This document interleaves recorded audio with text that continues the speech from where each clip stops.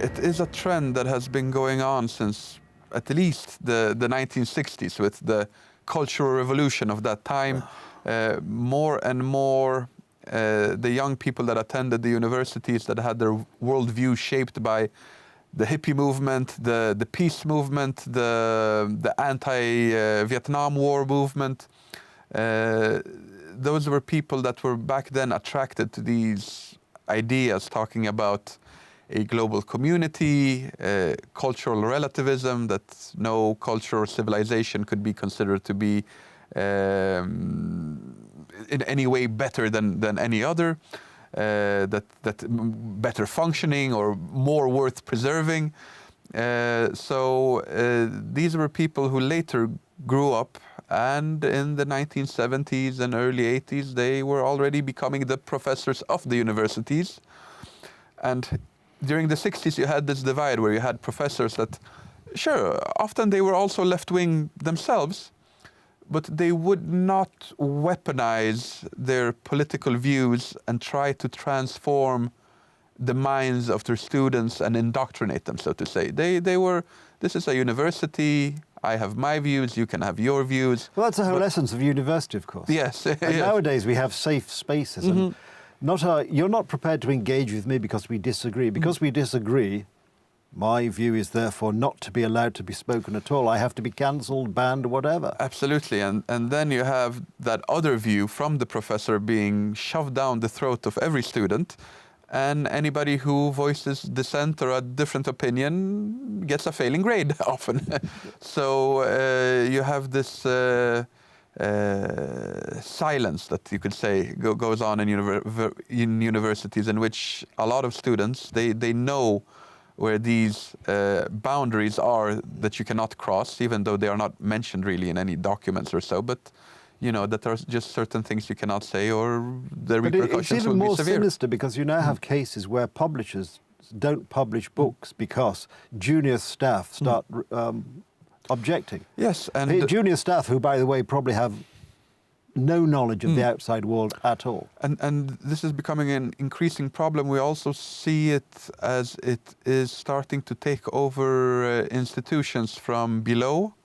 With the managerial class or staffers or people who technically don't have maybe that much influence, but they are very numerous. We saw it in, again, in the State Department in the US now during the conflict in Gaza, that there is a brewing rebellion among the lower ranks, that Mr. Anthony Blinken and Biden actually, who technically sets the course for the foreign policy, and the higher echelons of the State Department, they view the conflict in Gaza in a certain way. They believe that America has certain obligations to Israel. They believe that it's also in America's interest to preserve. Yes, and when we look at the historical parallel, of course, there have been other wars in the Middle East. There, for example, in Yemen.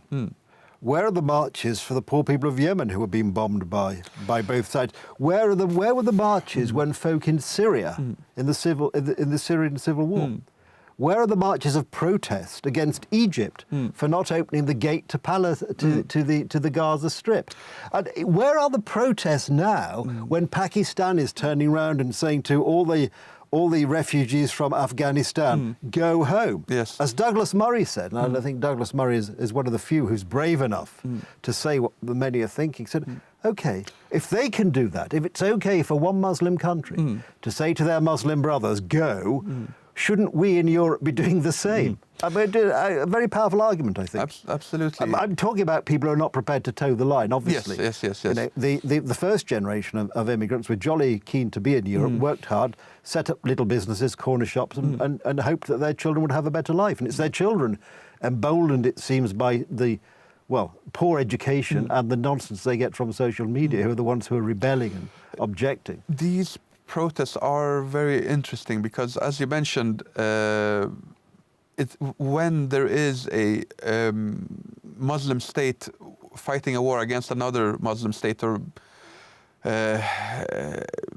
brutalizing another state, sometimes it's not even a war, it's just a conquest and then absolute a project of submission, of submitting the other part, then usually it's all quiet For example, another example when it's not even Muslim on Muslim, it's just what the Chinese do to the Uyghurs, for example, in the Xinjiang region. All the Muslim states, they have no problems with it. They do business with China. They don't even mention it. Adam, as usual, the clock in the corner of the room, notwithstanding this exciting discussion, is blinking at me, so we must call a pause there. But fear not, we'll pick it up next time. Alas, yet again, time has caught up with us. But don't worry, we'll continue the story next time on Poland Daily History, when we hope you'll join us. In the meantime, thank you for watching.